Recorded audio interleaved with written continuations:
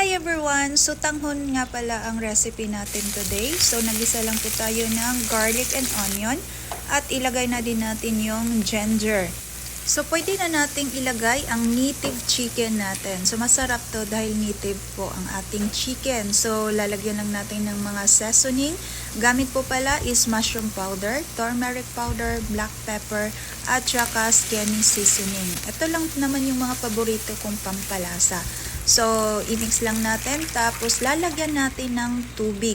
Tatakpan lang natin, antayin natin kumulo. At pag kumulo na, ilagay na natin yung sotanghon.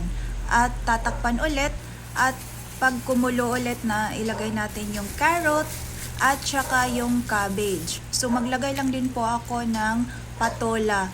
At pwede na din natin tong lagyan ng red bell pepper. So, pwede na natin itong takpan ulit at hihintayin natin na kumulo ito.